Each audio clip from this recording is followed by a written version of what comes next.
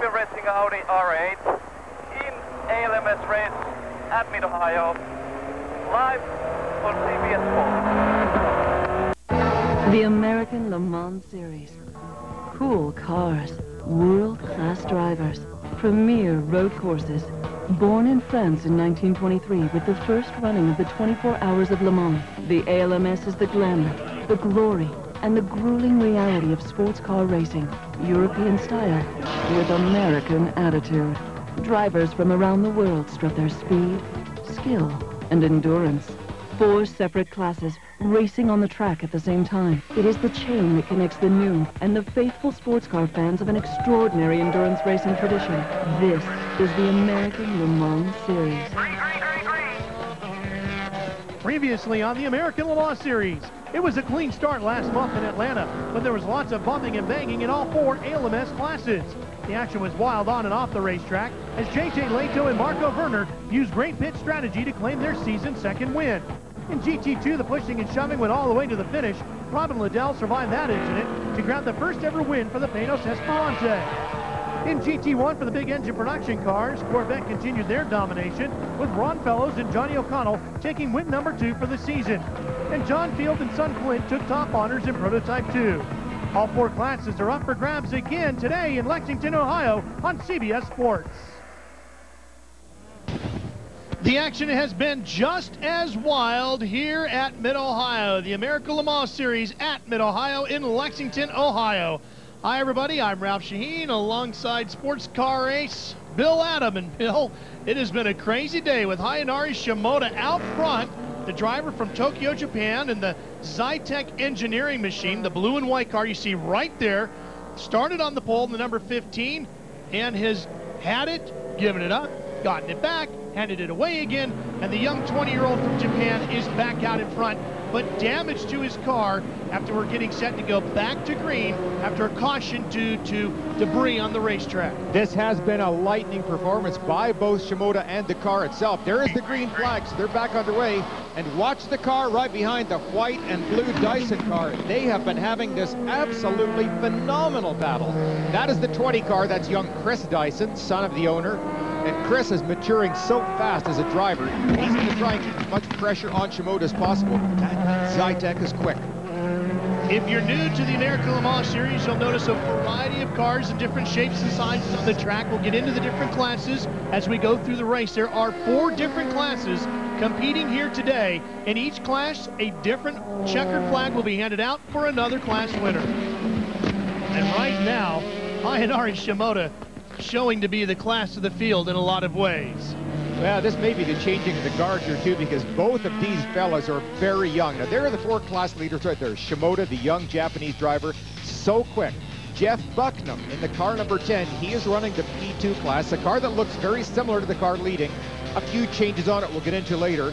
Johnny Molam is driving that very exotic Celine Mustang, the silver car, beautiful on the track. And Timo Bernhard, last year's GT champion, in the GT2 Alex Job car, trying for the first time to win here at Mid-Ohio. They've had horrendous luck at this track.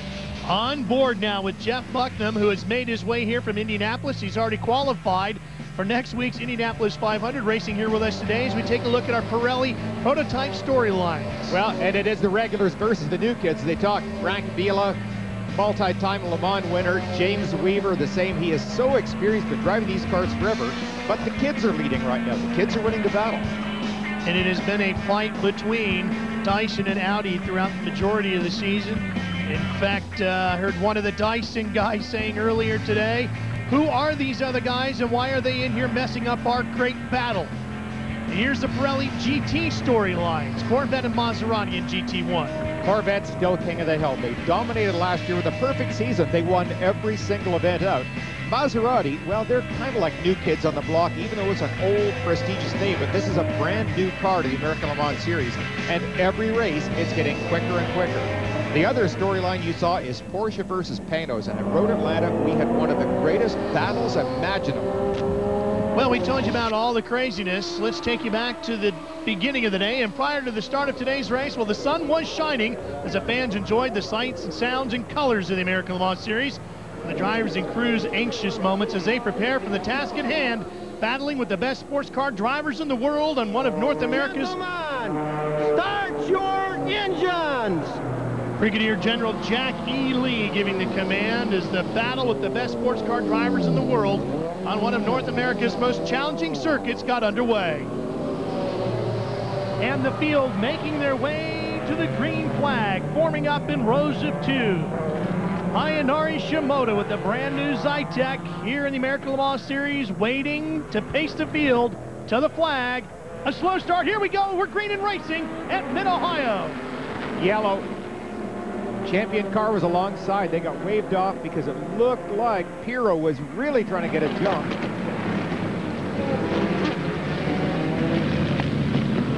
Not necessarily bad. You know what they'll be able to do, Ralph? They're green, Bill. They're not getting waved off, and it's a heck of a battle up front as the Dyson car comes sweeping up the inside. That would have been Leitzinger to take over the lead. Leitzinger, the Dyson car, running that small turbo AER motor. The car following, that's the new car in the series today. That is a 3.4-liter V8 engine car, normally aspirated. So right now, with the cool air, that Dyson car really has a horsepower advantage. And I wonder how much maybe Shimoda is just laying back right now, because all of these guys are new to him, so maybe he wants to just be a little bit cool. The car showed blistering speed in qualifying. I think he knows he's got that in hand if he needs it. The number 16, white with the blue striping, is the machine that leads with Butch Leisinger behind the wheel, the Dyson Racing Lola. Right behind it, the other car, blue with more white to it. That is, of course, Hayanari Shimoda, the driver behind the wheel of the Zytek that we're talking about. Car number 15. Then come the two white Audis, named R8s. The bright-colored striping to the car. Have we got something dragging down off the back of that little car running second place? Shimoda's car. We're going to see this as he leaves this corner. Whoop. Can't even see it. On the right? Yes. Yeah, right, and you know what, Bill? I thought that there was some bumping going up into madness. Yeah. Yeah, it sure looks like it. Again, he's going by so quick there. Really can't get a chance to show you. Heading into madness on the opening stages of this race. Watch this right here. Oh, man. JJ just got into the back of him. That's on board J.J. Leto in the Audi. You know what? Shimoda slowed down so much there. You saw Leitzinger going by on the outside of him, and I think his attention was occupied with so much around him. He slowed the car down and surprised everyone around him. Well, remember, Hayanari Shimoda has only raced one other time here in the United States, and that was at Sebring about 2 years ago. His first visit to Mid-Ohio, and the first time that this car has raced here. Hard to tell how much damage was done right there because these cars are so sophisticated aerodynamically. That's a low body under tray that really funnels the air from under the car effectively up and out to create downforce. If that's been broken and if he has to replace it, oof, huge problems. And we talked about a lot of the wild action here. This was the first one as the Maserati of Fabrizio Di Simone gets into the back of the Viper driven by Michel Rugolo. And then Fabrizio was sent to the penalty box with some damage to the front nose of the beautiful Maserati. GT2, tremendous action. The two Panos cars qualified well, but they were sent to the back. The 51 had ride height issues, and there was a driver change in the 50. Bill Alberlin is out for today's event. Marino Franchitti is in, but the two Panos came charging up through the field. While that was taking place, the battle up front, Bill, was spectacular between Hayanari Shimoda in the white and blue number 15, and of course Dyson in the number 16 car as they worked through traffic. Fantastic battle. The fans were standing in this one. Look at you see the Dyson car trying to get alongside, and here, how many times do you get stuck in traffic going on the street trying to figure out which side do you go on? This particular case, Shimoda guessed right. He regains the lead from the number 16 Dyson car and goes down the back straight. Fabulous action here. Look at 16, that's Butch Leitzinger. He's trying to figure out, okay, what can I do at the end of the straight? Getting a great draft here. Try him on the outside, inside. Where do you go? At this point, it's all a guess game. Dyson learning the strengths and weaknesses of not just Shimoda, but the car, the Zytek, and look at this. Great outside pass. He stuck it up there, was able to maintain very good grip on the outside. And Shimoda must have seen it. He didn't allow his car to slide over too much to the outside. So good competitive driving.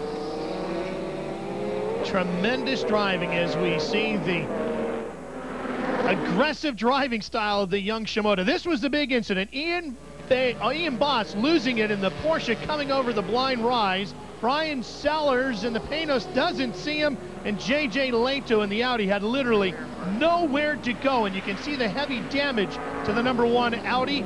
They brought it to pit lane, and Calvin Fish was there to talk to him. Well, problems early for the #1 champion Audi. J.J. Leto behind the wheel. J.J., what happened out there? Well, there was just a big pile-up of cars, you know, slower cars, GT cars driving, and I was just behind them, and suddenly, you know, there was one car which, I don't know, went off, came back on the track, the panels in front of me hit brakes very hard, and he hit something, you know, and then suddenly there was a big pile-up, you know, so I hit something as well. I don't even know, it came up so quick and behind the other car, so I don't know who it was.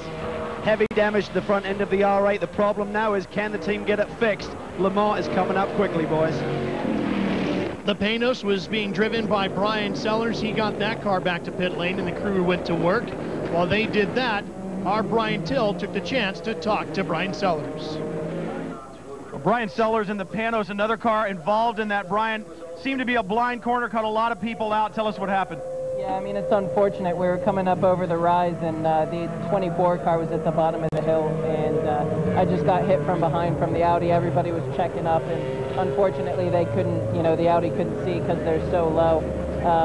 It's really unfortunate. We had a really good car, I think.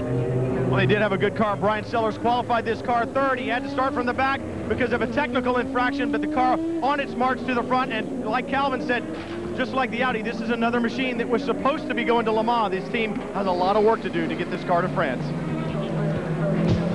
Now we take you back to the live action here in Mid-Ohio, and Hayanari Shimoda continues to lead with Chris Dyson still trying to chase him down in the P1 category. There's the Zytek with Shimoda behind as he works his way through some of the smaller GT2 category Porsches. And I think some of our sharp-eyed, experienced viewers may notice this. This is the same car that was actually debuted by John Nielsen a year or so back at Road Atlanta. Now, it is the updated version, but the chassis is the same as what Nielsen brought over, and it is fast. See, he's missing. On to P2 as we continue our check-in with all the class leaders. Here's Bucknam. Jeff continuing to lead in P2 in the Miracle Motorsports entry.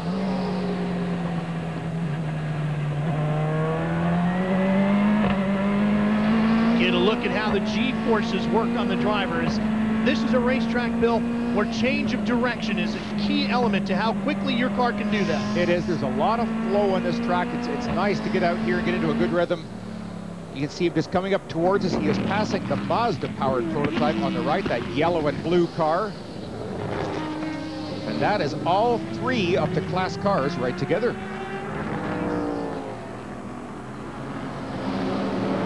And down to Calvin Fish with more on the P2 category. Well, Ralph, in the early going, it was the locally based father-son team of John and Clint Fields who took the lead from their pole position in the Intersport Racing Lola. But in the last round of pit stops, a faster pit stop by the Miracle Motorsports team put their car in the lead. Jeff Bucknam now driving the garage chassis, and what a week for young Jeff Bucknam. He qualified for his very first Indy 500 last week at a speed in excess of 220 miles an hour. Right now he leads here, and following his stint behind the wheel, well, he's going to jump in his rental car and hightail it over to Indy and try and get the final hour of practice in, Ralph. So hopefully if there's any police officers out there, they'll give him a break on the road this afternoon. Well, he's certainly quick enough to get there on time. GT2. This is the smallest of the production classes. Timo Bernard behind the wheel of his Porsche.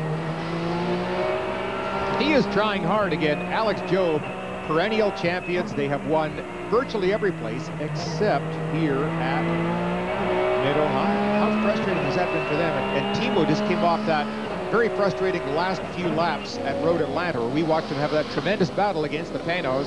He accidentally bumped Robin Liddell, put him around backwards, but it effectively took him out of any chance of winning. So he has extra drive today, I think.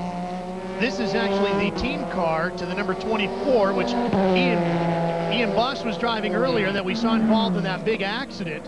And they certainly looked like they were going to have a great shot at getting one of the two racetracks that Alex Job Racing had never won at, taken care of, the other one being Lime Rock, Connecticut, the next stop on the American Le Mans Series. There's Patrick Long, currently running in second place in car number 31. And Brian Till has more on the Peterson Motorsports entry. Young Patrick Long doing a great job, as you said, Ralph, the only American Porsche factory driver right now. His Peterson White Lightning team, the only ones looking to the sky for rain. Jörg Bergmeister, his teammate, the guy that will get in on the next stop, said, bring on the rain. I love it. Bring on the rain. We can take this thing to the front. But it's been all Timo Bernhard so far. They qualified on the pole. And Bill, like you said, this is one of only two tracks in the American Le Mans Series where Alex Job Racing has not won. They qualified on the pole last year but had fuel pressure problems. That took the victory away from them. And then Lonnie Pechnik running third right now for Flying Lizard. They struggled in qualifying, but that team won here last year. Anyway, you look at it, GT2, the battle, it's far from over with. We've got to wait another hour plus to find out who's going to win this class. Guys? There's the Audi going around the outside, and just as we're on board the Bell Micro car, we saw that the champ, in fact, there's both of the champion R8s. Oh, and our leader is on pit road, Ayanari Shimoda, and we're having a driver change with the number 15. Shimoda is getting out. Tom Chilton, his teammate from England, is getting in behind the wheel. Chilton, another driver who has never competed here at Mid-Ohio. In fact, this is the first time for the driver who spends most of his time competing in the British Touring Car Championship, Calvin, has even seen this racetrack or raced in the States. And look at all the grass in front, Cal. Well, Shimoda has been off, and I think that's the reason for this unscheduled stop here. Done such a tremendous job putting this car on the pole on his first visit to the States. And now young Tom Chilton. Both these drivers are only 20 years old. We talked about the youth and exuberance of the speed of this car, but would the experience of some of the other veterans in this series overcome that here today? So right now the crew is really trying to get all of the grass out of these radiators. If they send Tom Chilton out with these radiators packed, this Zytec 3.4-liter motor will overheat in a heartbeat. I don't see any other damage on the car, so I think it was just a quick excursion through the grass that caused Shimoda to pit. Well, Bill, we've seen Shimoda do some fast-paced lawn mowing earlier this weekend. The visor is up on the fueler as well on the 15, so they're going to get a penalty. That's a huge no-no for safety reasons. And I'm wondering how good a job Chilton's going to do, as you started to point out, that his experience is in the British Touring Car Series, driving a Honda Civic race car. Now, he's going from a front-engine touring car to a rear-engine prototype that has a ton more downforce and obviously a ton more horsepower. Here's a look at the incident where Shimoda did the lawn mowing. Let's see what happened here. Racing alongside the Maserati. Oh boy, and that's it. On the straight too, he had no choice at all. There is a slight bend halfway down the straight. The Maserati came over and he decided to take to the grass rather than run into him. Now, some of the times you talk to the drivers, they'll tell you, especially in one of the production cars, the prototype sits so low to the ground that sometimes you just don't see them, even if you are looking at your mirror. And the other thing too, that some of the cars, like the Maserati particularly, do not have very good rear vision. The Corvette fellas, they thought about this, and they actually put small television cameras on the back of the car that shows what's behind them on a little monitor in the dashboard. So they're all very concerned about rear vision, and that's a place where they just got caught out by somebody else's mistake. Here's a look at our leaderboard. Chris Dyson takes over the lead in P1. Jeff Bucknam still out in front in P2. Corvette leads in GT1. Here's a look at the Pirelli flyover from earlier today. The Klein Tools aerial team putting on a great show here. We're coming back with a lot more from Mid-Ohio right after these words, live on CBS. CBS sports coverage of American Le Mans at Mid-Ohio is sponsored by Porsche. Porsche, there is no substitute. And by Michelin, a better way forward. Welcome back to Mid-Ohio, where it has been an active day and things are not settling down at all. The safety car has just come out on course. We've gone to a full course caution. There is your race leader, Chris Dyson, in the number 20 Dyson Racing entry. The pace car is that red Honda That's going to pick up the race leader. Now, here's why we're under caution. And things continue for the Audi team, Bill. They are. I mean, some days you're the bug and some days you're the windshield. And right here, again, we're talking about the vision problems of the Maserati. Look who he chops off this time. The number 2 Audi almost takes out both of them. And then watch the Dyson car in the background. They come together.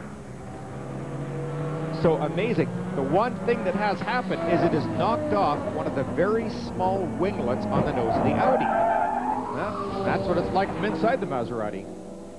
That was on board with Fabrizio Di Simone, and he is buried in the sand trap. Now that moves the 16 up to second place in P1. So Dyson is running 1 and 2 with James Weaver sitting in second place. They're neat.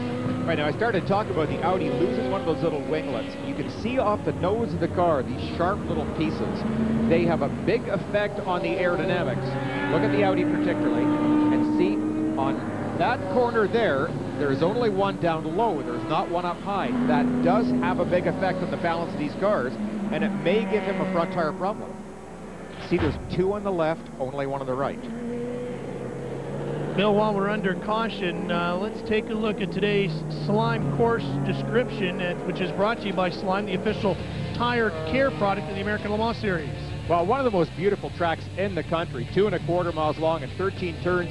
Really, the only good spots for passing are here at the end of the long back straight and here going up into what they call the keyhole.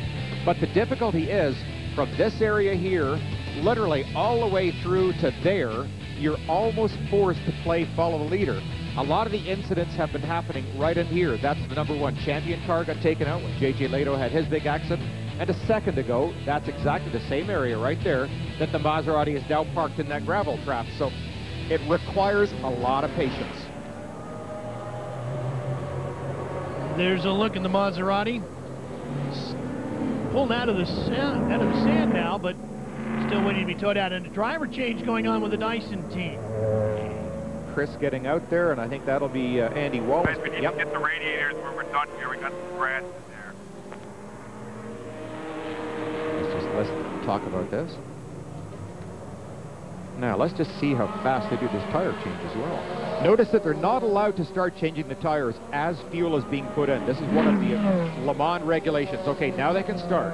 Fueling is completed. It's a safety regulation. That's right behind you under the wall. You'll all see that every single member of the crew has to have full face shields or helmets covering their face in case of fire. Good check, Andy. Start it up. Clear. Away goes Andy Wallace, and we head downstairs to Calvin Fish. Well, Ralph, we've seen a lot of incidents out there today between drivers in different classes. Another one who fell foul of, that was the leader. Hayanari Shimoda driving the 15 Zytek car. Hayanari, what happened to you? Why did the car go off course? It's just the car pushed me off from the target on the straight line. I was 6th gear, then that at the time it was so fast, then it was too dangerous. I was very lucky because I came back to that target, but that was too dangerous. Very high-speed incident indeed. Talk about the early battle. You and Butch Leitzinger in the 16 car had just a tremendous battle, and then you tried to go down the outside of 3 cars down there in the carousel. Just great racing, I'm sure. Yeah, at the time, I thought there's one slow car, then everybody looks very slow, so yeah, it was also lucky because I could overtake them, so. Great job out there. Tom Chilton behind the wheel now. Zytek trying to rebound from that incident. Tomorrow, it's a season finale shocker. Charlie's new girlfriend has a big surprise. Catch the season finale of 2.5 Men tomorrow at 9/8 Central on CBS. Here's a look at the P1 leaderboard. It's all Dyson at the top, with James Weaver leading Frank Villa in the champion Audi.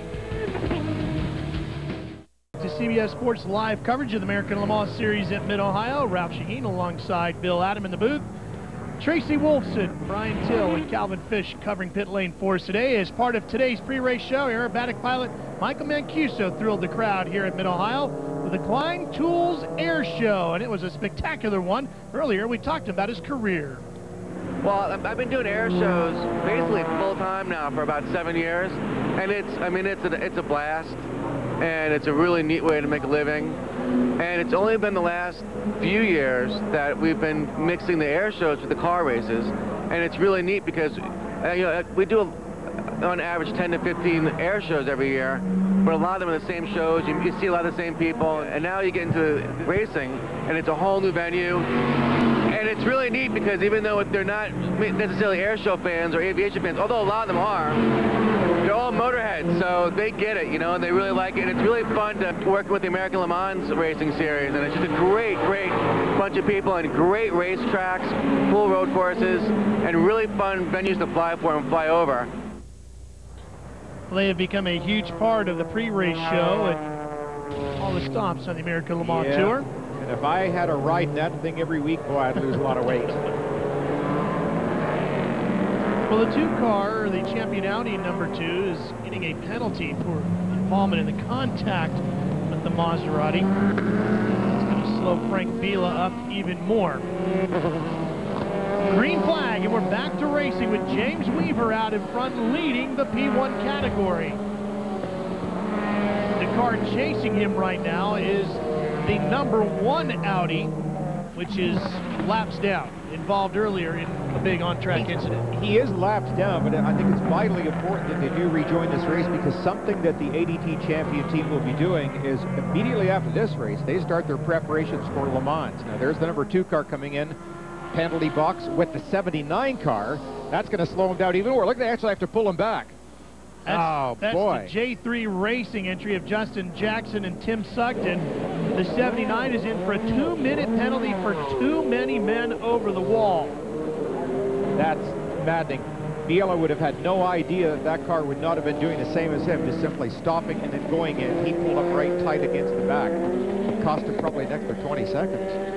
But again, to get back to this number 1 car, even though they're totally out of contention to win this race, they still can do 2 things. 1, gain valuable points towards that year-end championship, and 2, make sure the car is safe once again before they go to Le Mans. Remember, 4 classes competing here today, racing for 4 different checkered flags, and this is one of the better battles here in GT1. These are the big production cars. Those 2 bright yellow Corvettes, the new C6Rs. Those are the 2 lead cars in GT1. Ron Fellows behind the wheel of the first Corvette. Car number 3 is the GT1 leader somewhere in the back of that cars. And then right behind him comes Olivier Berretta in car number 4. Tremendous drive. This is part of the fun of American Le Mans racing. You're trying to wind your way through. We are on board number 43 here. As you can watch up ahead, look at those 2 yellow Corvettes trying desperately to get through these cars as cleanly as possible. They don't want contact, but they certainly want to get through themselves. There's number 23. This is the Alex Jobe car. That's down the straight. Romain Dumas behind the wheel of the 23 right now. Mike Rockefeller driving the 43 at this stage. Now the 2 Corvettes are carrying black stripes on their left front fenders. You might see the 2 stripes. 1 stripe is for Mike West, his father. Mike West is a crew member on the Corvette team. His father passed away recently. The other stripe is in remembrance of Ron Fellows' father. Ron, of course, driving number 3 and leading in GT1 right now. His father also passed away recently, so our thoughts and prayers go out to the Corvette team. Let's head downstairs now to Tracy Wolfson. Thanks, Ralph. The question in GT1 is still, can anyone beat these factory Corvettes? Well, the Asemco Celine was out in front, but right now the 3 and 4 are back on top. As for the Maserati, you have to understand, they came in, they had a stop-and-go penalty. They also were hit by the number 2 Audi. They were running well all week, but right now they're at the back of the pack. And don't forget the Corvette C5R, that privateer Corvette team. They also are in contention right now, but the question is, will the dominance of the Corvettes come to the end? Yeah, Tracy, the C5R, which is the last variation before the brand new C6Rs debuted this year with the factory team. Alex Figge behind the wheel of that car, and it currently runs in 4th in GT1, and it was a factory car previously to Figge and his crew getting a hold of it, Pacific Coast Motors. Yeah, and I was just looking back in the background there. For a moment there, we were on board with that brand new Maserati. You saw the view of the Corvettes. Well, Coming out of the straight, for a second, he was beside the Viper and just pulled away from him in a heartbeat. So the car has got good power, and right now they're working with a weight formula for the Maserati because they're worried about the potential domination of the car, and they don't want that to happen. They want to keep this class balanced.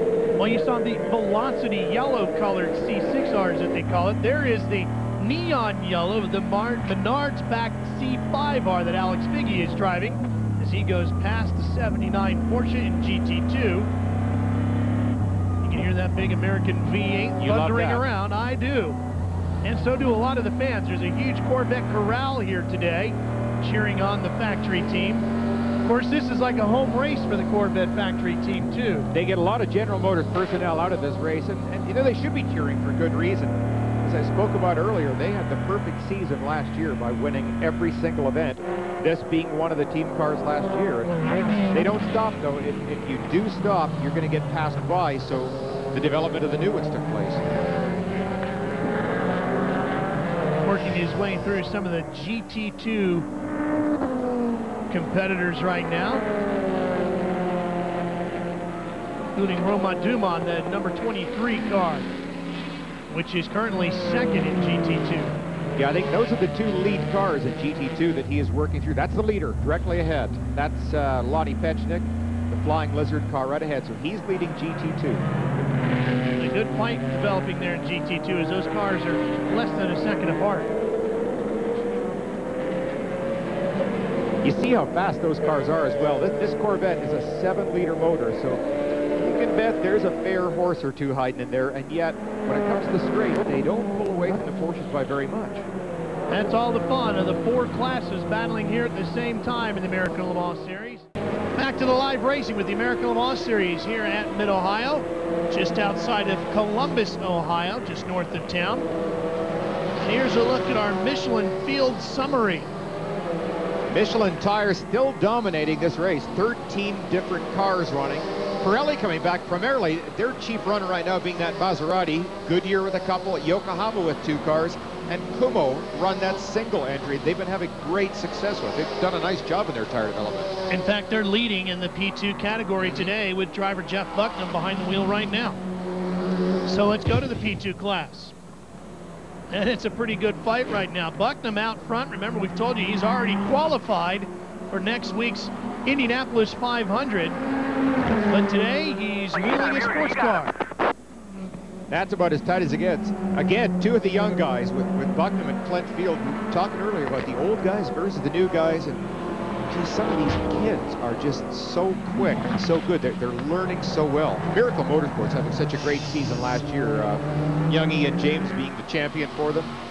That was a brand new car last year, that number 10, the red, black, and white. Go to the visor cam now with Jeff Bucknam. That's exactly what he sees. In fact, if you think you maybe want to have a career as a big-time IndyCar driver and race in the Indianapolis 500, driving for Miracle Motorsports might be the way to go. Buddy Rice, who won last year's 500, is a former driver in Miracle Motorsports entry.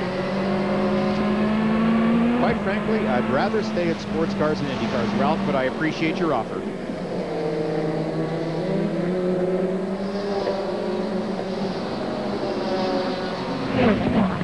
This is part of the track right here. Well, again, on board that camera, you're going to see some lights come on the dashboard in a second. For new viewers that are watching, one of the things that you try to avoid is taking your eyes off the road. There you are. Just watch right down in that area there. You'll see this on a lot of the cars nowadays, and what that does is to act as a shift warning, tell you when to shift gears. So instead of having to look at the dashboard like you do in the street car and watch your tachometer, you just watch that light. As soon as it gets to red, you shift gears. A lot safer. Moving back to the A car, that's the blue and yellow Mazda right there, which is brand new to the series. Debuted in the last round at Road Atlanta and made it to the podium in his first ever race. Jimmy Bach behind the wheel of the Courage chassis, which is a French chassis with the Mazda engine, a Japanese engine, and Goodyear tires from America. A couple of American drivers behind the wheel. Got an international flavor to that car. Right now, the car runs in third in P2. And with more on the story of this new entrant to the American Le Mans Series, here's Tracy Wolfson. Thanks, Ralph. I'm here with John Doonan, manager of Mazda Sports Team Development. John, you debuted the number 8 car at Atlanta, and you finished second. Were you surprised by the success? I think probably the best way to put it is pleased with the success. An amazing group of people came together to make the program happen at Atlanta. BK Motorsports, Goodyear, all of us at Mazda, we're pleased with the rotary power plant. It's based on the Renesis, which is the RX-8 sports car motor, and we're really pleased with the success so far. What are the future development plans for this car? Well, we're going to take baby steps. Again, it's based on the Renesis motor that's in the RX-8 sports car, available at our 700 dealers nationwide, and we have all those folks rooting for us, and so we're going to take our time and just be there at the finish of these races. Earlier this week, you announced a third driver. What's that all about? Well, the Star Mazda Series presented by Goodyear is a very important piece of Mazda's marketing program, and we're going to give one of the top drivers in that series the opportunity to test this LMP2 car, and then if all goes well, we'll give him that third seat at the historic 12 Hours of Sebring. Should be exciting. Good luck. Thanks so much. That rotary engine does run twice as hot as a lot of the regular engines, so they've had to do a lot of work to figure out how to cool that car properly. And they have always been just astonishingly reliable, absolutely amazing engines, both on the street and on the track. And of course, the thing that we all love is the noise level. Ugh, if you want to go deaf, just listen to one of those for a minute. GT2, the new leader in class. Lonnie Pechnik was the leader, but Romain Dumas showing up as the leader. Once again, the onboard telemetry. This is the Porsche digital telemetry. Watch the speed as this car goes down. Now here is the pass. This is on the back straight. There's that little kink where the leader was forced off by the Maserati earlier. Late braking coming up here. Perfect. As deep as he can go. And then just comes out wide to block any repass. Beautifully done there by Romain Dumas. And that's one of those moves as we go on board with Romain Dumas. Miles an hour at the end of that straight for that GT2 Porsche. Bill, that's one of those passes that you set up a few corners back before you actually get the job done. Yes, you do. Yeah, you're right. It is critical to get cleanly out of the straight, just to get as smooth as possible, carry all the momentum that you can. Up across the top of this hill where the cars are actually getting wheel spin. And earlier in one of the practice sessions, we saw the Maserati come totally off the car. It's really spectacular. Pechnik hanging right in there with him as we watch the battle in GT2, one of the 4 classes competing here today. This is the smallest of the 4 classes. And we'll make our way back up to P2, which is the smallest of the prototype categories. And we're back on board. Jeff Bucknam.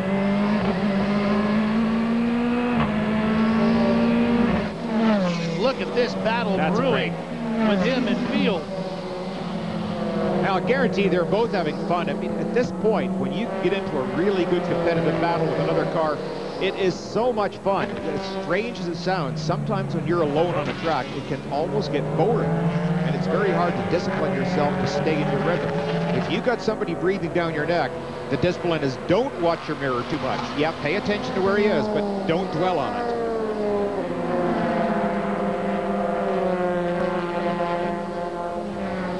Coming up to pass the Flying Lizard Porsche. Made it.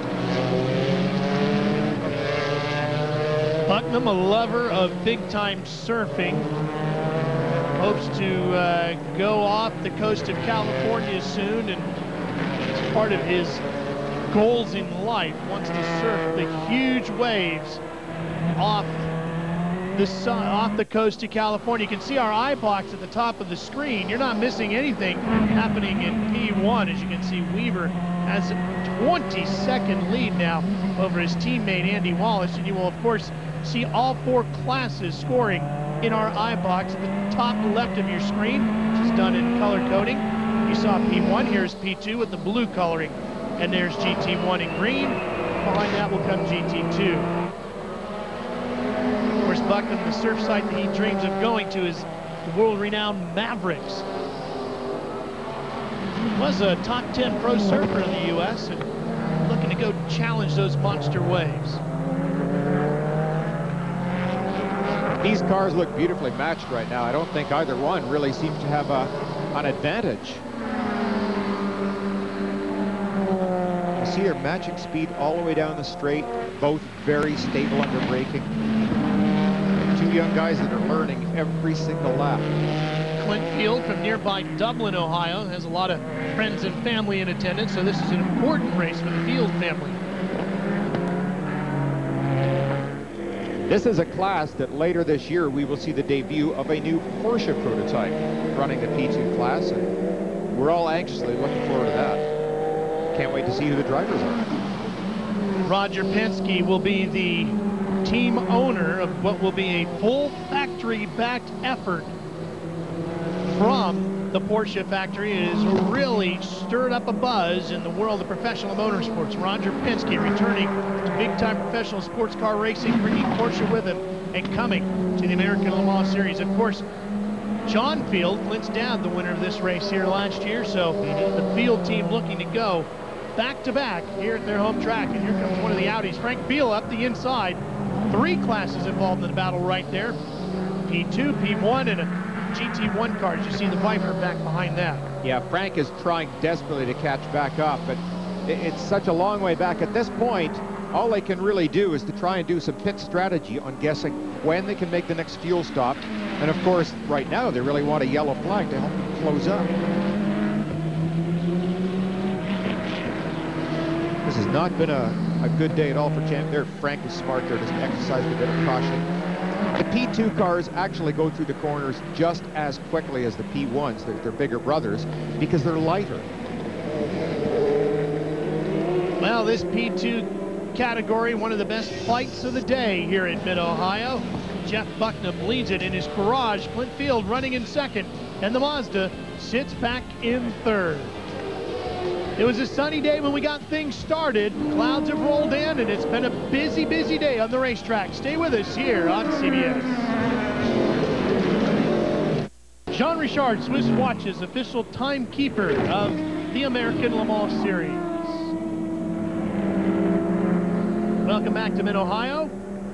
Taking a look at some of the 3 or 4 classes competing here at Mid-Ohio. We have 2 of them in the midst of the fight right here. Looking at P2 class leaders. And one of the cars out of the GT1 category, the Celine, right there, the silver-looking machine. Right now, the Celine is running in third in GT1. We watch the battle for first place in P2. The Mazda, the yellow and blue car, is actually third in P2, but it's going down a lap. And they've deliberately decided to enter this program again, re-enter racing with the factory effort prototype by running a motor that they know is soft by their definition. That is, they're not really stressing it a great deal at this point because they want to take steps at a time rather than jumping in at the deep end and potentially blowing engines up. We've seen that happen through a lot of the Formula One cars and back with kart racing when Toyota entered. It was, you can depend on 4 or 5 engines going every day, but I like what Mazda are doing, and particularly I like, again, using these 2 young drivers. What a tremendous fight going on here in P2 as Bucknam continues to lead with Clint Field right behind him, and they're working their way through some of the GT1 top runners, going past Alex Figge, who sits 4th in that class, the Corvette. Now we move back to GT2, the smallest of the category competing here, not in size of entries, but in the size of the cars. Romain Dumas continues to lead in his Alex Joe Porsche as that team tries to do something they've never done before, win GT2 here in Mid-Ohio. That is so funny how it works in the world of sports, that there are certain places where you just don't have good luck. The car on the left, the silver and black Porsche, is currently running now second in GT2. John Fogerty has gotten behind the wheel of that car and sits in second with Lonnie Peschnik. Now his teammate slipping back to third. Fogerty, a 2-time Atlantic champion. And right behind them, a number 31 car, Jörg Bergmeister. Now, we haven't heard much of that name today. That Jörg happened to fly in last night, jumped in the car this morning with 0 time, but there he is right there. Jörg last year teamed up with Timo Bernhard. Well, you're talked about Bergmeister just getting here today. He has not been in this car, and this car is significantly different than the one he drove for the last 3 days, so he's coming to grips with it. But when you look through the top 4 in the GT2 class, what you see on the screen now may not be what you get at the checkered flag. Romain Dumas in the 23 car, they are iffy on fuel to the end. We'll have to keep a close watch on them. The 45 car with Fogarty in it says they think they can make it. 44, Lonnie Petchnick will have to pit to do a driver change. Seth Nyman will be getting in that car, so we know that car must come to pit road. The only known commodity that we have out there is the 31 car with Jörg Bergmeister in it. I checked in with the Peterson White Lightning team. They said it will be 57 laps from the time they fuel to the checkered flag. They can do 58 and maybe 58.1, so they're going to have just enough fuel. So keep an eye on GT2. It ain't over till it's over, guys. And it's a tremendous fight right now, Brian, as you're looking at second, third, and fourth running nose to tail. And these Porsches are having a great duel here. Yeah, I heard a lot of speculation in that piece, Brian, and maybe I think we might be able to. I don't want to go to Las Vegas with any one of those guys. And if you think this is a good fight, look at what's going on in P2. Nothing is lifted at all there as far as the intensity of the fight between Bucknam and Field. Jeff Bucknam continues to lead. You're on board with him. This car now built this weekend for the first time using the new paddle shifters. They've tried these out before, but never felt comfortable with the reliability of the car with the paddle shifters. After doing some more testing since Road Atlanta, they're ready to go with them and using them for the first time here today. It's a great idea when the system is all working properly, because you never have to take your hands off the steering wheel. Ultimately, oh, look at this. We might get a pass right here. Clint Field, he's right alongside. Up the inside. Here comes Field, powering past. Bucknam sees him over the right side, squeezes him to the right. Now up into madness, and Field will take over the lead in P2. Oh, what a great job, Clint Field. He saw that Bucknam did not get that clean run.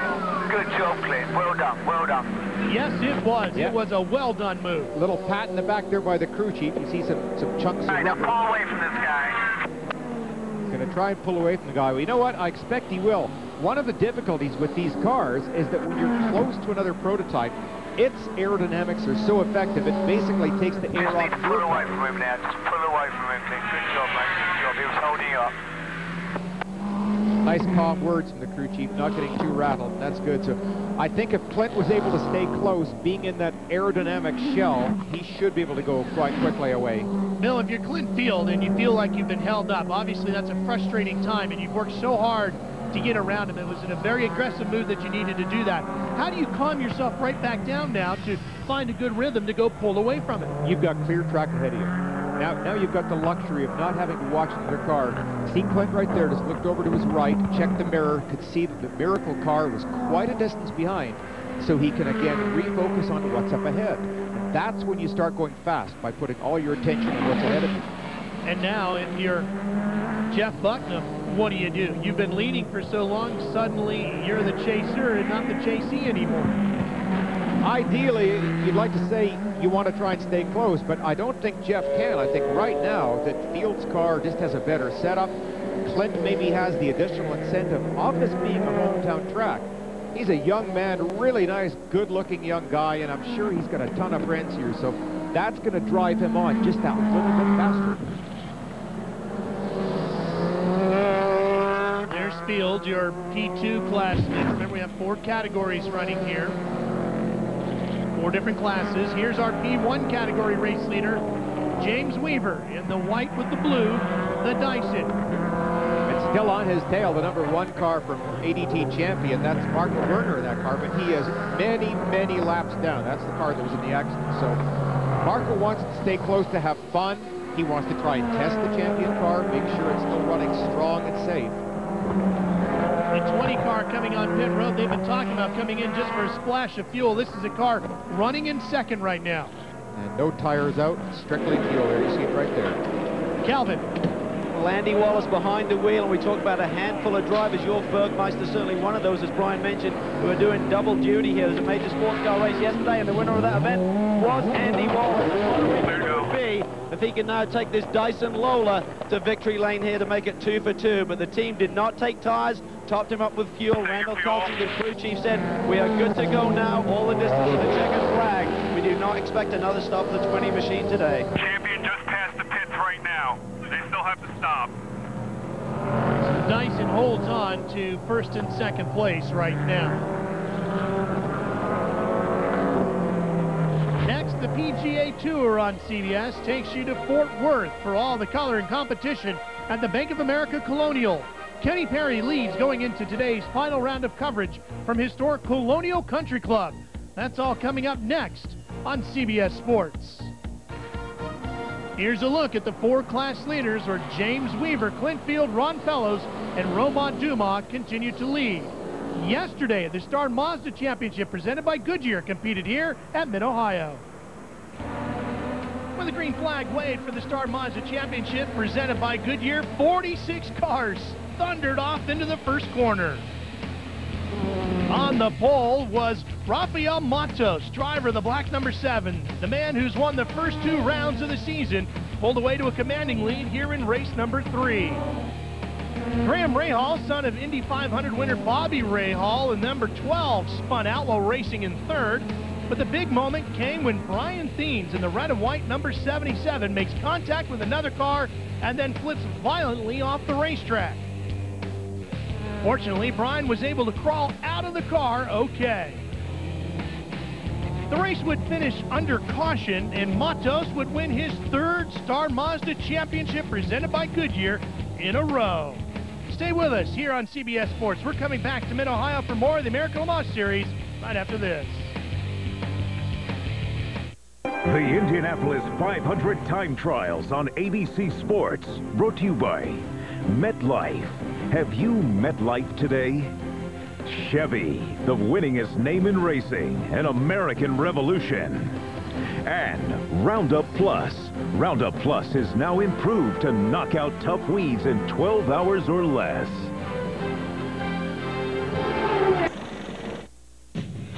CBS Sports coverage of American Le Mans at Mid-Ohio is sponsored by Mazda, always the soul of a sports car, and by Klein Tools, tools worth asking for.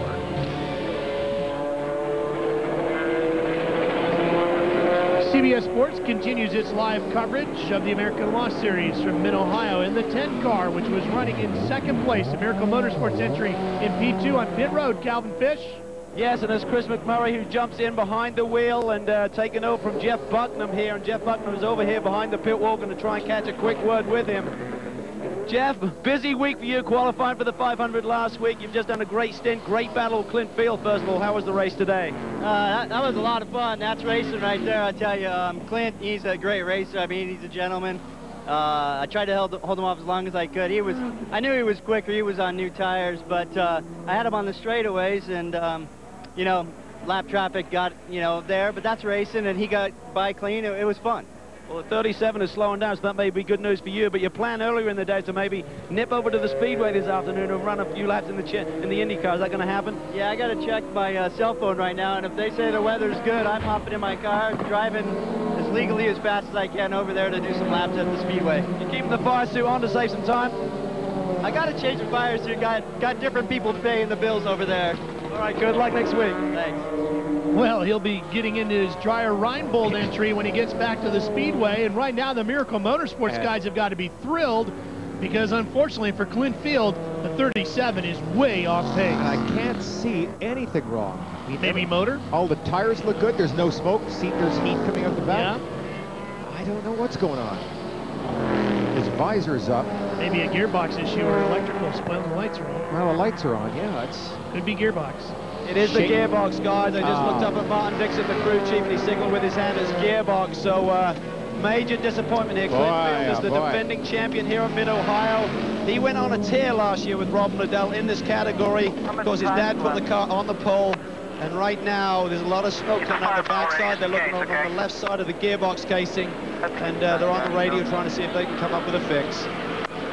That is a really tough break. Clint Field and the crew.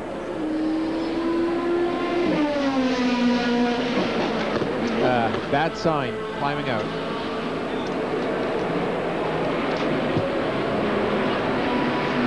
It's always doubly frustrating when you got a bunch of friends hanging around to watch what should be a great day at your home track.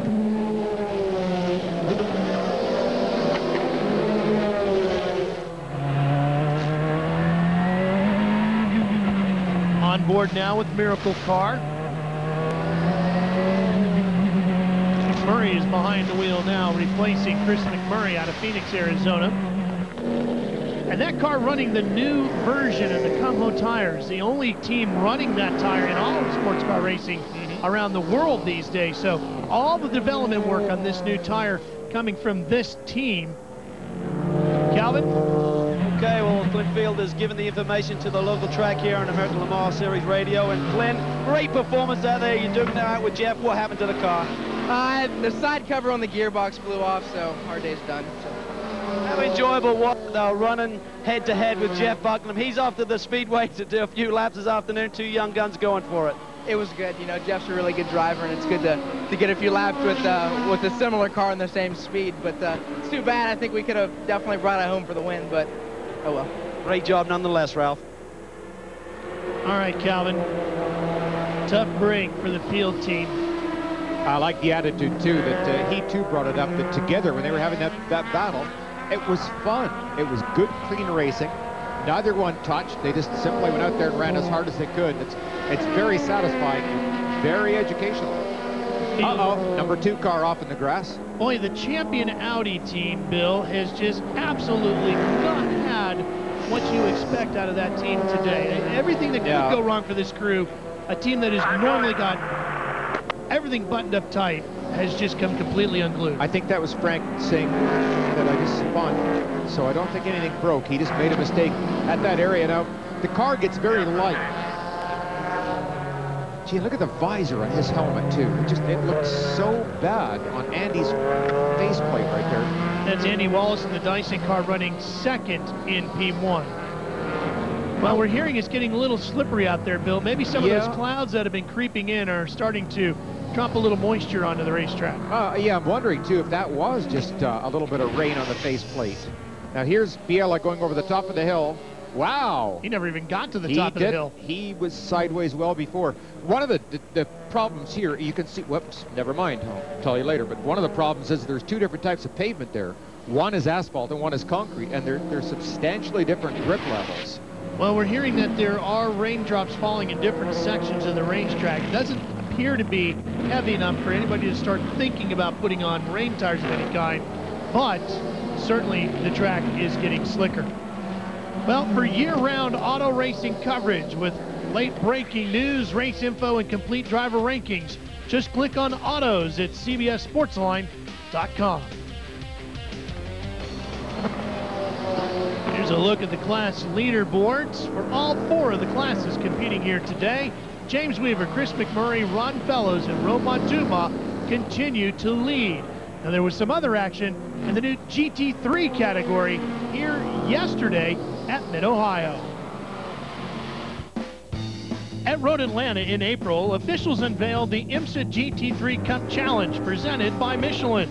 The new series is for amateur and semi-professional racers driving Porsche GT3 Cup cars and will race at 5 different venues along with the American Le Mans Series. Race 1 in Atlanta featured lots of close-quarter high-speed racing. Everyone was chasing Brent Martini in the number 12. He moved to the front early and led every lap of the race to claim the inaugural victory. Number 7, Ricardo Emery, finished in second, with Mark Hupfer in the number 79 charging from his 10th starting position to the final podium spot. The series races later today here in Ohio before moving on to Portland, Oregon, Elkhart Lake, Wisconsin, and Laguna Seca in Monterey, California. We'll be right back with more exciting American Le Mans Series action from Mid-Ohio, live on CBS after this.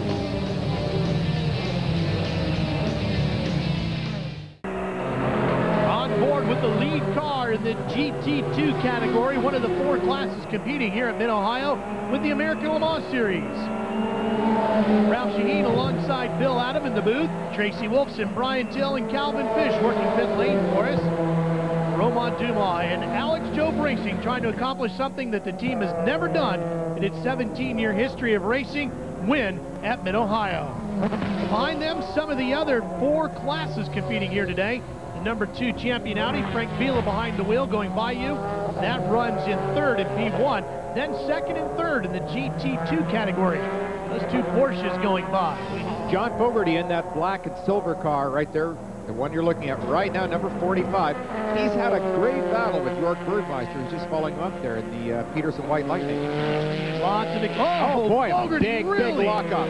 Really smoking up the brakes. Wow, oh, look at him getting loose there too. Well, he keeps it straight, and the former open wheel champion continues to hold down second for the Flying Lizard team in GT2. Well, Bill hinted about it earlier, about all the exciting announcements coming out of Porsche these days, and the fact that they're returning to the American Le Mans Series to come racing in professional sports car racing once again. Tracy Wolfson has more on the story for us. Thanks, Ralph. I'm here with Olivier Berretta of Porsche Motorsports America. Olivier, with the new Porsche prototype coming out, how is this going to affect your GT2 efforts? Will not affect our GT2 efforts at all. In no categories. We are very proud on our customers we have in all the GT series and on the many victories they scored in GT racing, and so we are out there to support them even more in the future. We know we're supposed to see the P2 car later this season. When will we see new LMP2 cars available to the customers? It's quite an effort to develop an LMP2 car, to really engineer and develop the car finally. So we will focus on the development with Penske Racing next year, and then we will see when we're done with the job, with the two cars job in 2006. Since your announcement, any new developments, any drivers perhaps? Not yet, no, but soon, will come soon. How come I knew you were going to say that? Thanks a lot, Ove. Thank you, thank you. Well, Tracy, we hope to hear more from Porsche as we get to our next CBS race, live from Infineon Raceway out in Sonoma, California in July. Maybe we'll find out a little bit more about what the car is going to look like, and maybe even something about who the drivers are going to be. The cars will debut here in the United States at the wow, look at Fogarty locking it up, at Petit Le Mans, and they will also run at Laguna Seca before a full schedule next year. And Bill, I've talked to some other Porsche folks this weekend who've told me the chassis, the engine, and the transmission haven't even been introduced to each other yet. I would be willing to bet they've not only been introduced, but they're seriously engaged in planning the marriage right away. Just telling you what they say. Yeah, it's just kind of like Uwe saying he doesn't know who the drivers are with that smile on his face. Well, I can tell you this. I've talked to Roger Penske about it, and he told me the cars will be kept, built, and maintained in Mooresville, North Carolina, right in the heart of stock car racing, where they keep the Nextel cut machines of Rusty Wallace and Ryan Newman. Stay with us. We're coming back for more with the American Le Mans Series after this message and a word from your local station.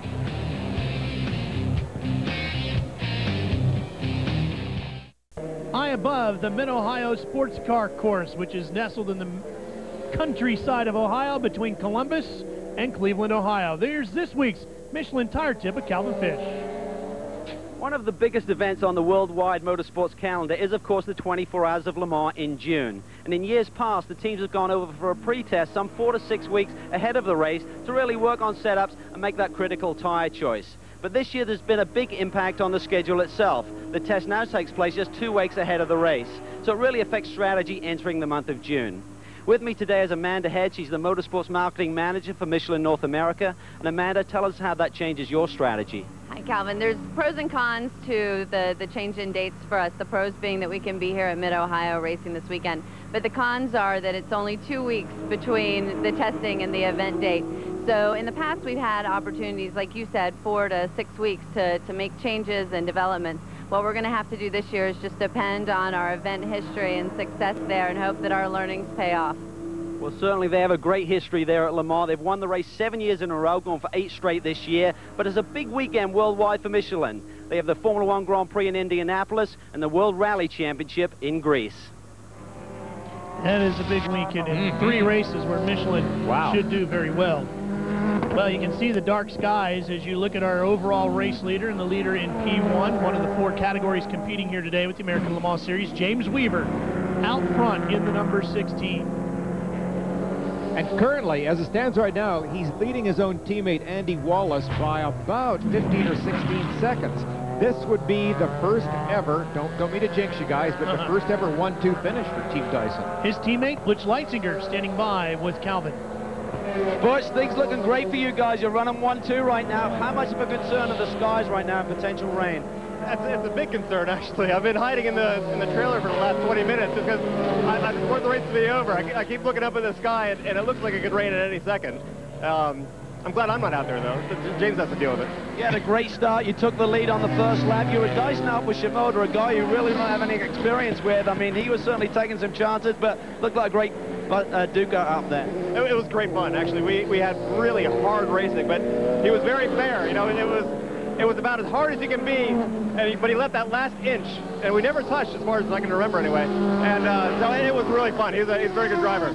Certainly a great battle at the front. The 16 car was in here a short while ago, topped him up with fuel, no tires, so that was a critical call that the Dyson team had made there. Bill, you've raced this racetrack in the rain in a prototype. What's it like? Well, it's actually not bad. It's got fairly good drainage, but the biggest difficulty falls back to something I mentioned earlier, that you've got two different types of pavement. You can also see the shine off the headlights there as the Dyson car was coming up towards us. There is a lot of rubber, a lot of oil, a lot of everything has been laid down so far that right now, if it were to rain, it's just like being... 20 over P2. Okay, he's just telling him 20-second lead over second position over P2. But if it were to rain now, it's exactly like street driving. This would be at its absolute worst. You not only have to avoid the concrete patches, you see them right there, the white, but you got to be so careful. And as Butch said, you're always glad when your co-driver's out in the car.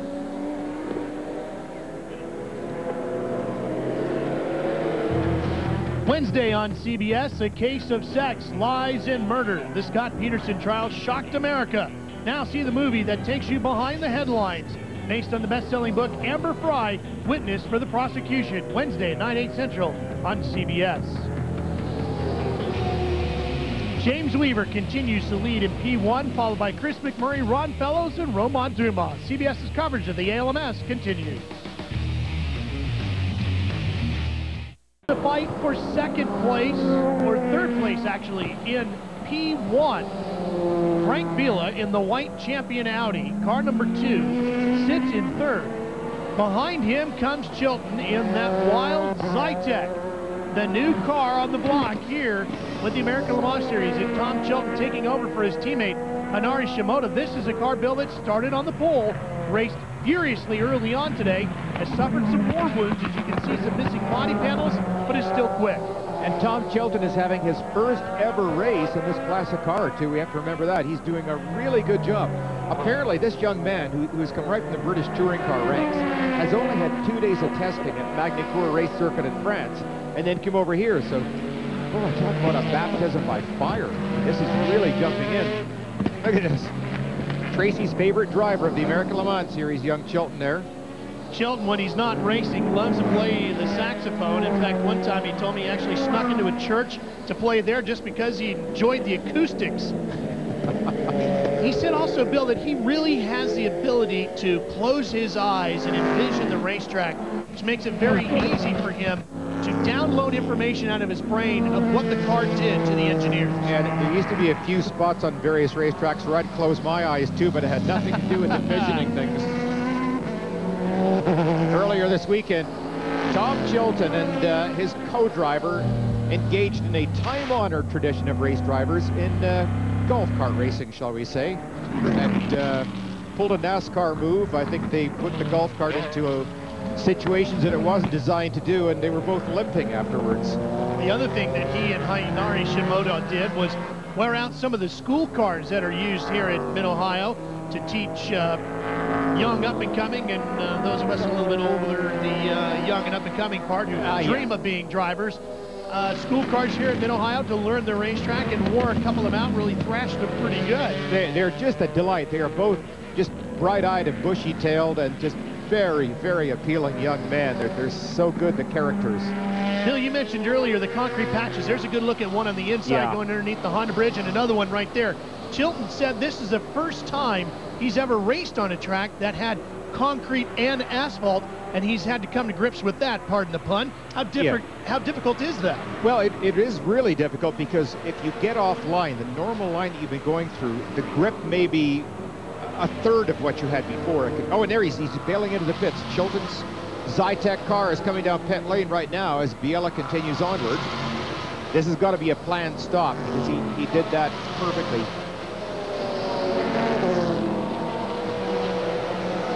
Very, very pretty little car. 675 kilos, so it only weighs about 1,650 pounds.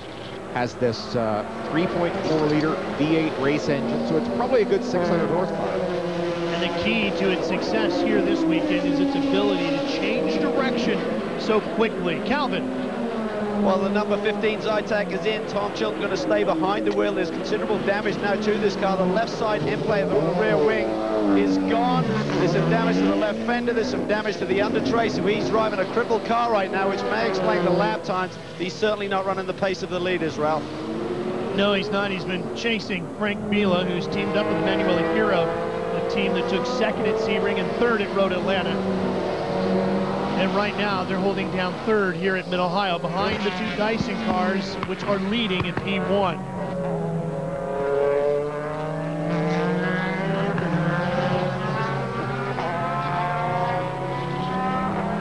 It's continuing to look like a pretty good day for Dyson's. They had a really frustrating time at our last race down at Road Atlanta, where at one point, you see Chilton just swerving a little bit there. That may be only just to clean up his tires a little bit, just to get some of the debris off. As the cars go around, again, for new viewers, when you see around the track, you see little black spots. That is actually rubber from the tires that's combined, and you don't want to get it on your tires. You get a huge imbalance problem. Just the shaking will knock you off. What a day the Miracle Crew has had. They were leading P2, then lost the P2 lead, and now we're told the P2 class leader right now, this machine that you're looking at, the number 10 Miracle entry, is going to have to come to pit lane and get a black flag. Problems apparently with driver time behind the wheel, we're hearing. We'll get more on that and what the penalty will actually be for the Miracle Motorsports crew. Boy, oh boy. Yep. This is the problem right here. You see the driver stint time right there. Jeff Bucknam did over 2 hours behind the wheel, and that's too much. Oh, boy. And the 45 in GT2 with John Fogerty behind the wheel, the former two-time Atlantic champion, is on course. Still running. And that's just coming out of the start-finish straight. Now look at that, he's stuck. You can see the rear wheel, it is just not moving at all, so he's going to have to get towed out. Now this is going to help change pretty dramatically the course of the race right now, because everybody is going to be closing up. I'm sure they're going to have to put a pace car out. And he was running third in GT2. Let's see what happened. Remember, he was having some serious braking issues. See if that was part of the problem. Well, let's see now. Here he's coming down. Locked him up again. Again, locking up that brake. Oh, look at it. And he's probably just flat spotting that tire all the way through. I wonder if there was a braking problem, not so much that he was just braking deep, or was that a corner okay, before? Now he's going to continue on, and I'll bet you he doesn't know the tire is down. When he came out of the front straight, he literally has just gone right straight through. Back to the 10 car now in P2. This, by the way, puts the Mazda into the lead in P2. So the Mazda, which debuted with a podium finish at Road Atlanta at the last round, could get its first win in just its second race, Calvin. Indeed, and Miracle Motorsports here, John Macaloso, the car owner. John, tell us the rule infraction that you may have incurred here. Well, I guess there's a rule that says no driver can compete in more than 2 hours of the event, on a 2-hour and 45-minute event. And that's all on me. I was watching the laps, got the time, and Jeff drove a bit too long. That's why drivers should always stay drivers and team managers should be team managers. What is the decision that the officials have made? We saw the car go behind the wall. Is your day over? They excluded us. We're done. We're finished. Wow, what a disappointment for this team, looking for a victory here at Mid-Ohio today. Oh my gosh, talk about the pain going through his heart right there. That takes virtually a guaranteed win out. The crew, they must be distraught. The other side of the coin is Mazda. Guy Cosmo now behind the wheel is suddenly going to be forced into first place. Mazda could win its first race. In only its second start with the American Le Mans Series, and talking to the Mazda team guys earlier today, and they were saying just exactly how thrilled the Mazda officials were back in Japan over that first event. And here now, look, in just their second race, they're going to possibly get their first win.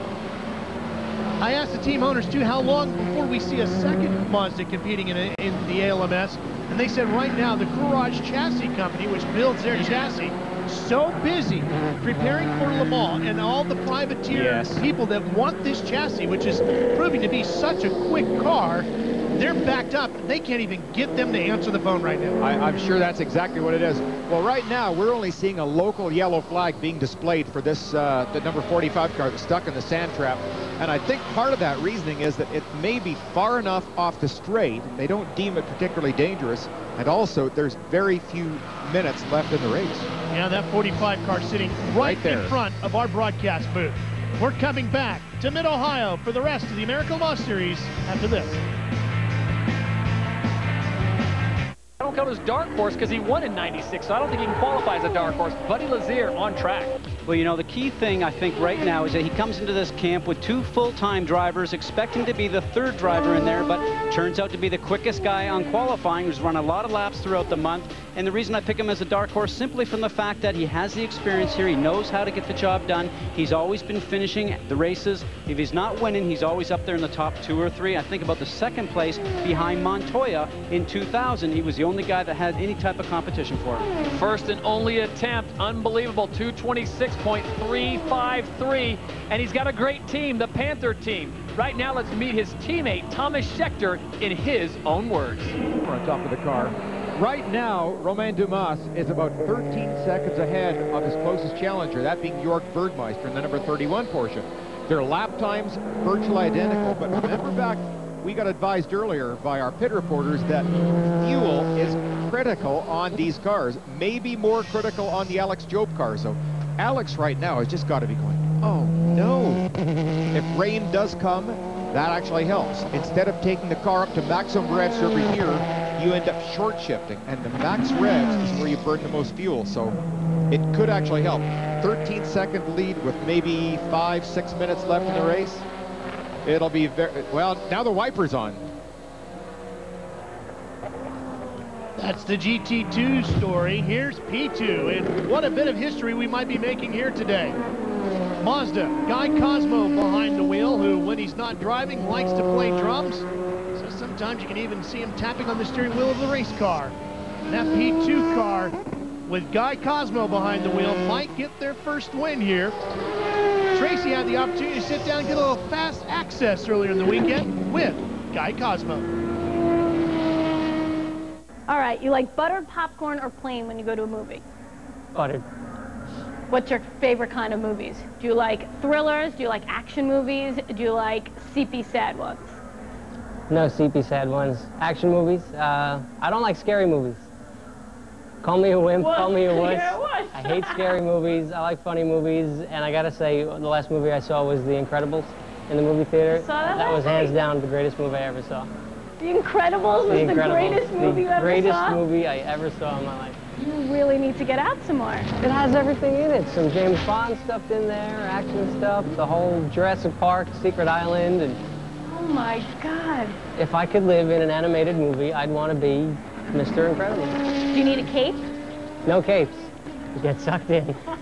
Capes get caught on things. So what would your uniform look like? I don't want to say Captain Cosmo, but Super Cosmo. Superman S, C-O-S-M-O. All right, Cosmo, go get him. He is one of the nicest guys. That smile is so infectious because you never see Guy without it. He is just upbeat, positive, and I'm sure he's having the time of his life with this Mazda prototype. Something else he is right now is wet. As you can see, the raindrops building on our camera lenses around the racetrack. The rain coming down in front of our broadcast booth here, literally almost sideways. And it's getting to be heavy, heavy rain. Now, Bill, these cars are all on slick tires right now. What are the drivers experiencing? What do they do to combat this? They're on slicks right now, but you got to remember they're hot slicks. And until puddles develop, a hot slick will work better than a rain tire.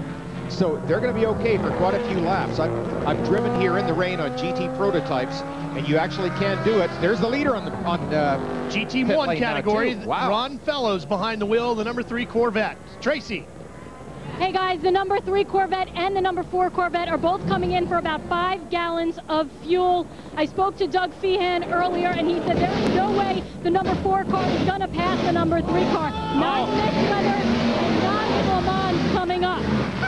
Boy, and guess what? He just did. I'll tell you, that was absolutely deliberate by the number 4 driver, without question. deliberate. He blocked him. You hear it, good job. Well, now, oh, look at this. This fella's going to try to get him back? I'm sure he will. At this point, the gloves are off. Well, now, let's explain why Doug Feehan would say that, the team manager for Corvette. Le Mans is where these cars, and these are the only two C6Rs in existence on the planet right now. These two cars are headed for Le Mans, and Corvette most definitely wants to win the biggest race of the season, and there's only 4 minutes left in this event. The one thing they don't want to have happen is what has happened to champion Audi here today, and that is see your cars get torn up before they get shipped to France. I'll tell you one thing, this is not how you make friends with teammates. Watch the number 4 car as he comes in. Look at the angle he is on. He's straight like that instead of being lined up in this position. That is deliberate. Tracy. Doug, I thought you told me that you weren't going to allow the number 4 car to pass the number 3 car. What happened there? Well, that would be on the racetrack. It's perfectly acceptable to pass in the pit lane if one of the crew does a better job. But with a few minutes left with it raining, we didn't want anything bad to happen on the racetrack. So, but in the pit lane, it's a different story. A very exciting finish then, huh? Oh, exciting for everybody. Great. Thanks a lot, Doug. You're welcome. Wow. Oh, man. Trouble for the Mazda. It's off course. Oh, no. And he's stuck. But You're stuck, dude. You're not going anywhere. You're stuck. But the Zytec is in the wall. Oh, and the Zytec's in the wall. Bill, is this all about those tires now losing grip? That's exactly it. Remember, they are on slicks, and once the hot slicks cool down, then it's just like trying to walk across a skating rink with hard-soled shoes. You've got no grip. Just frustrated. Weaver now, what is the overall race leader and the P1 class leader doing? Well, James Weaver tiptoeing around, veteran experience coming through. Absolutely. That's what. Here's what happened to the Mazda. Watch the yellow and blue number 8. Oh, it's the Zytec, actually. No, it is the Mazda first. They were both there. Way, way too deep. Just one of those things, that's such a slippery part because every other race car has gone through. Now, the good news for them is that they have completed enough laps and they are far enough ahead of what would have been second place. They will still win the class, even though they're sitting in the sand trap. Not good for pictures, though, when the checkered flag comes down and you're buried in a sand trap. This may be the only time in his life that Guy doesn't have a smile on his face. Well, he will be sick.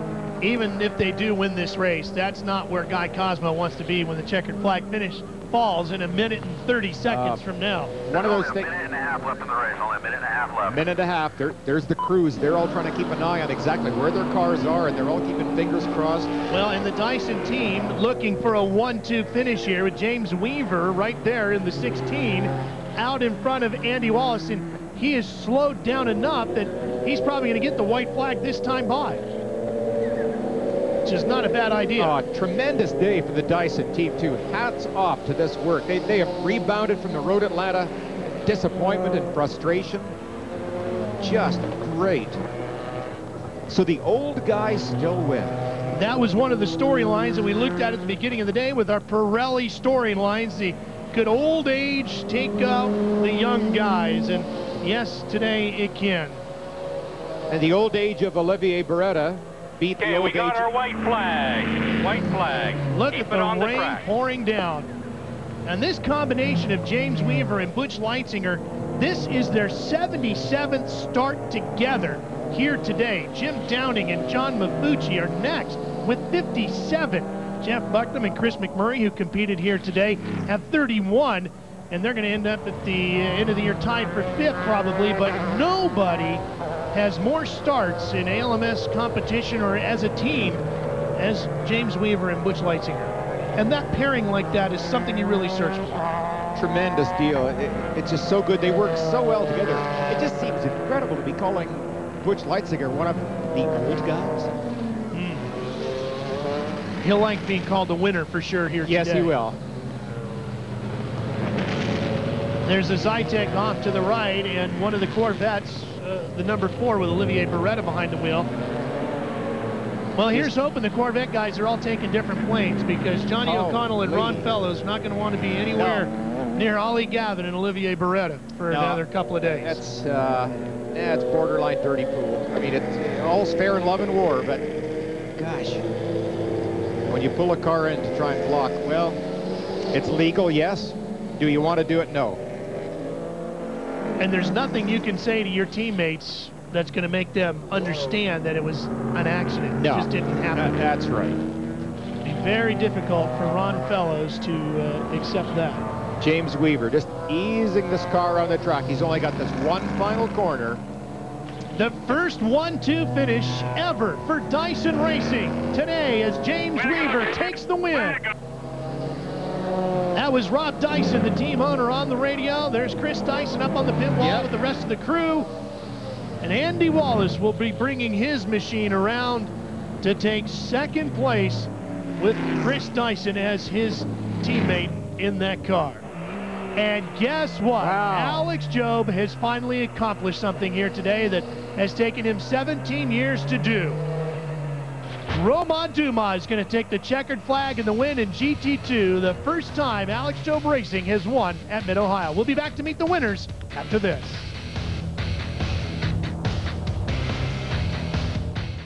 CBS Sports coverage of American Le Mans at Mid-Ohio is sponsored by Michelin, a better way forward, Audi, and by ADT, America's residential and commercial security leader.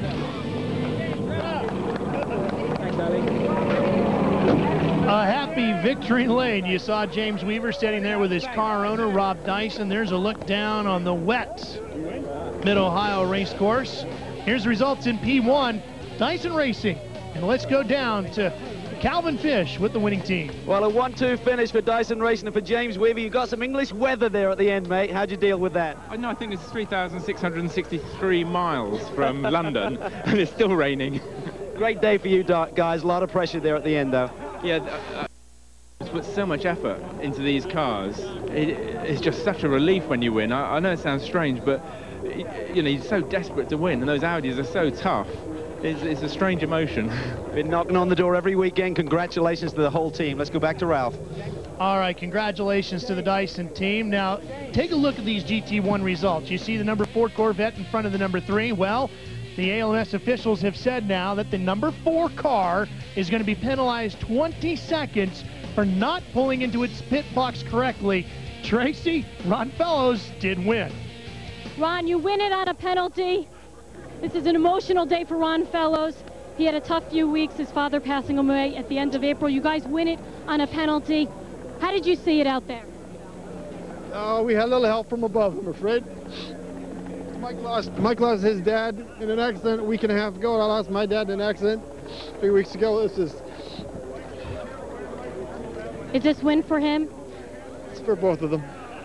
Johnny, how did you see that happen at the end there in the pits? You know what, Ron, everyone on Corvette Racing did an amazing job, and really it was just unfortunate that they pitted the cars together, and Ollie, you know, Olivier kind of picked us in the way he parked. So, you know, we, the number 3 car after that first stop was really the car that should be winning, and you know what, we're having great luck with Lucy. She's doing a good job for us, and now it's off to Le Mans, but really, you know, the most important thing is, you know, Ron and Mike.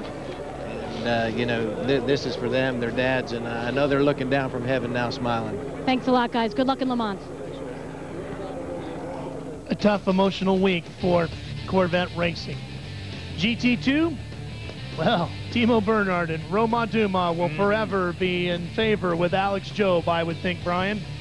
Indeed, Ralph. They get the monkey off the back of Alex Job and get him his first victory here at Mid-Ohio. Timo, you put the car on the pole, but Romain, the disappointment of Sebring must seem very far away. Second last time out, and now the victory. Well, sure, but I think the first 2 races we were in the front, and we tried to win every time, and just it was a question of luck. And today Timo was again really good. There's nothing to say, and me, I just try to control and overtake a few cars and win. So it's perfect. Really, it's perfect. And now we are just to continue like this. Well, you said the last 2 laps were absolutely frightening out there, guys. They won the war today, but it's they won the battle today, I should say, but it's the war they want to win at season's end. Ralph? Now they'll be thinking about Lime Rock, and maybe they can get that out of the way too and get the first win for Alex at Lime Rock as well. I think so too. They're a fast pair of young drivers, and they're perfectly matched up. I mean, they're really good with the car. They can go quickly, but they can save a car too, which is so valuable, as we've seen today. What's going to be interesting is that the Dyson Racing team is not going to Le Mans. They're staying here in the States while everybody else goes over there, including Champion Audi. So No word yet if they're going to do a lot of testing. They're certainly going to get their cars rebuilt, straightened out, and Lime Rock should be a track where they should do very well. And look at this, in P2, Mazda has a win, Calvin. They do, and Guy Cosmo, you ended up in the gravel trap. You get the first victory for Mazda. Great day for you guys. Absolutely. You know, it's a program that we had a vision of 2 years ago, and we got everything going. Mazda's doing an outstanding job. Sportsbook has done a fantastic job for us as well. PK, I'm really embarrassed I wound up in the gravel trap, but we'll take a win however we can. Yeah! They're pumped up, fellas. On to the next one.